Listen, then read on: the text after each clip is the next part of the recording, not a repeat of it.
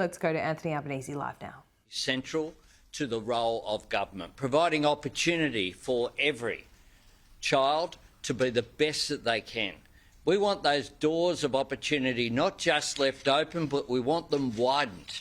And that is why we have worked so hard to get now 7 out of 8 state and territory governments signed up to the National School Resourcing Standard that was identified more than a decade ago by David Gonski in his landmark study, looking at what do we need to do to lift every child up, to make sure no child falls behind.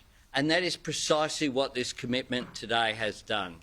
And I want to thank the Premier of New South Wales and the Deputy Premier for the work that they've done in working together with myself and my Minister, Jason Clare, to get this done.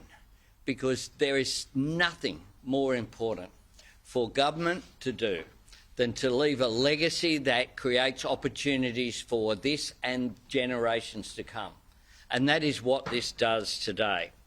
This will provide a $4.8 billion injection from the Commonwealth into New South Wales public schools over the next decade, lifting up our contribution by an additional 5%.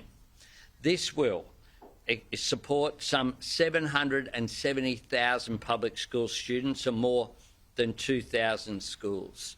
To put this in proper context, this is the largest ever federal injection of funds into New South Wales schools ever by any government, and it is so important. Importantly as well, under this agreement, every single dollar of additional funding will go towards helping children learn. As part of this agreement, it's not a blank cheque. We want to make sure that it's tied to real reforms like evidence-based teaching practices, phonics and numeracy checks, catch-up tutoring, more mental health support. And we know that these are objectives that are shared by the New South Wales Government, led by Chris. This is a great day, but we need to acknowledge as well the contrast which is there.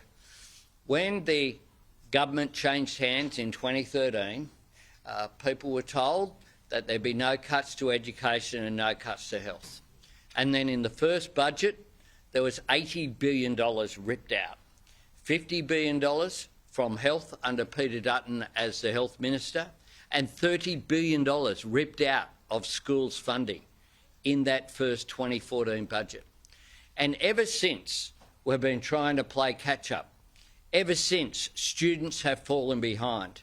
There are real-world consequences for young Australians as a direct result of those cuts that were made. And indeed, public school completion rates dropped from 81% in 2014 to 73.6% in 2023. At a time where Australia needs to compete on the basis of how smart we are, on the skills and education of our workforce coming up, the idea that we've gone backwards over that decade as a direct result of the cuts that were made by the former coalition government is an indictment on their values.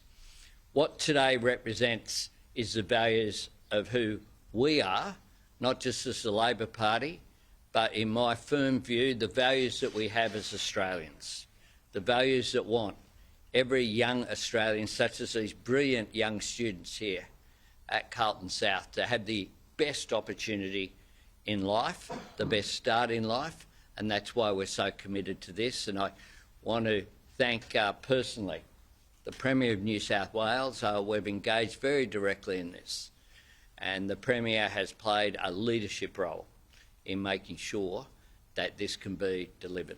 The Premier. Thanks, Albo. Really appreciate everybody being here at Carlton South Public School this morning, not far from my home in the electorate of Cogra, and it's great to be here with the Prime Minister, the Deputy Premier, the Minister for Education candidates, parents, kids at this wonderful public school. This is an example of what public education can do for the country. We regard the spend on education in New South Wales not as a cost to the budget, but an investment in the future, and the dividend will live on for a long time. What it means is that the next generation of young Australians get access to the world's best education. A lot of people have been fighting for these changes to funding when it comes to public education in New South Wales for a long, long time. In particular, parents groups, the Teachers Federation, and I want to acknowledge Henry Rajendra, who's here, the Secretary of the Union, who's been a passionate advocate for fairness when it comes to public education. If we want to compete in the world over the next 10 years, we need to make sure that we are putting as much money and effort and resourcing into the next generation as possible. And by any objective measure, the COVID years did have an impact on educational outcomes for young people in schools, whether they're in public or private schools. What I can say without fear of contradiction is this investment from the Commonwealth Government will make up for the hits that we've taken in education over the last few years and see us jump into the future with the kind of investment that education desperately needs. This is a game changer for New South Wales. And I know we speak about big dollars and multi-year agreements and interstate, state, federal agreements, but what does this mean for parents? It means that phonics and numeracy checks for Year 1 kids will become standard across our public education system. So we can identify early in a child's learning career where something's gone wrong and where we need to correct it. It means that we'll have evidence-based teaching and targeted intensive support in small groups. I think every parent would know a situation, or even have it in their own situation, in their own family, where they had a child that was in a large classroom that just got missed. And it's nobody's fault. Big classrooms with teachers in the past had been a problem when it comes to public education or education in general. What this money means is that we can have intense small groups so that no child is left behind. This is the promise of the Gonski reforms from over 10 years ago. It's the final element. It'll make a massive difference. I know that the Federal Minister for Education and also the Deputy Premier, the Minister for Education, Prue Carr, have been fighting for this agreement for a long time. It's exactly what the state needs. The Commonwealth drives a hard bargain, but we drive a hard bargain too. But this is the agreement that state and Commonwealth need.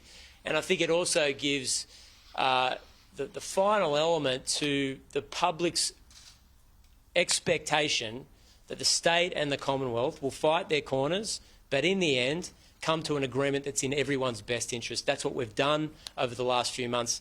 This is an agreement that's a game changer for the next generation of young Australians, and we're very proud of it.